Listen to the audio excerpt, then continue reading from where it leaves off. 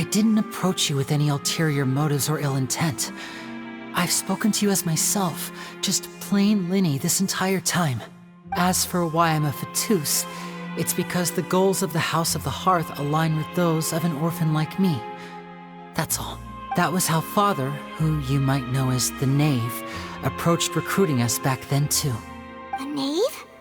The one who controls the House of the Hearth? She's your father? That's right.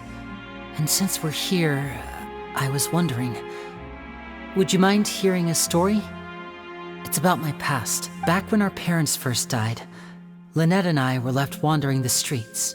To survive, I took to surreptitiously observing an older street performer who did magic.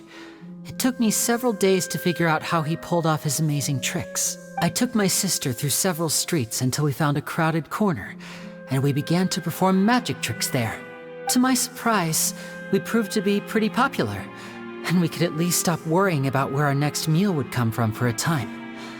But I didn't want my sister to remain a street rat together with me forever. Before long, an aristocrat came to me and claimed that he wished to take us in after watching my performances. So you went from orphans to nobility just like that? That was how we felt at first too. As if fate was on our side and we could say goodbye to those painful days. But I gradually discovered that while we were called foster children, he was really after my talent for magic tricks. He would constantly take me to all sorts of banquets to garner attention, which he would then use to expand his social circles. That doesn't seem too bad either. Better than roaming the streets at any rate. It took a while for me to realize just how dark his heart really was.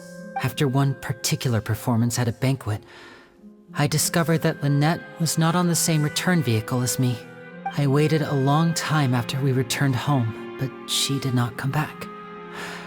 I went to that noble's bedroom and asked him about her whereabouts. The answer he gave me was, "She caught the eye of the most eminent person at the banquet, so I sent her over as a gift." I mean, you'll be able to perform your magic regardless of who your assistant is, yes? Oh no. So he was gonna... But wouldn't Fontaine's laws deal with such people?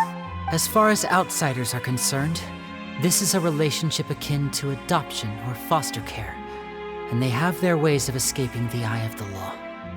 I managed to ferret out the location of the mansion of that so-called eminent person and hurried through the night. But by the time I leaped over the walls, avoided the guards, and made my way in, all I saw was the moonlit ground covered in blood, and the Knave standing there in the darkness. So, she'd already taken care of that guy. That's right. She had rescued my sister before she could come to any harm, and had even discovered several girls hidden in a basement, all of them orphans. Father, the Knave, might have seen something in me, and so she made me an offer. The House of the Hearth welcomes you, for your interests align with ours. Here, none will ever betray you. Indeed, betrayal shall never be permitted here. I was hesitant to trust her. I had just been betrayed by nobles, but she was also quick to destroy the noble who had taken us in at first, giving us back our freedom. Oh, so that's how the two of you joined the House of the Hearth. She has her own plans. She has gained permission from the Tsaritsa to first use the Gnosis' power once she obtains it. She plans to use it to find a way to break the prophecy and save Fontaine. So, she believes in that prophecy too? That's right. The whole House of the Hearth is currently working to combat that crisis. Today's case has also proven that people from Fontaine can indeed dissolve into some sort of water, thus further supporting the prophecy. All of us house members here, Lady Arlecchino herself included, are from Fontaine.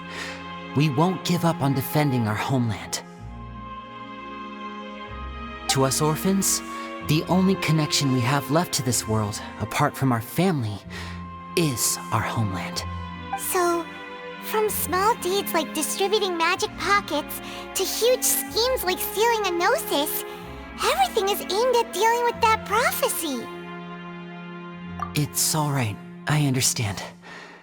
The only thing I can do is relate all this to you. I just hope you can understand that even as a member of the house, I have never stopped making my own decisions, and that I believe what I'm doing is right. If you should need anything at all in the future, feel free to find me. I will do my best to help you, as plain Lyney.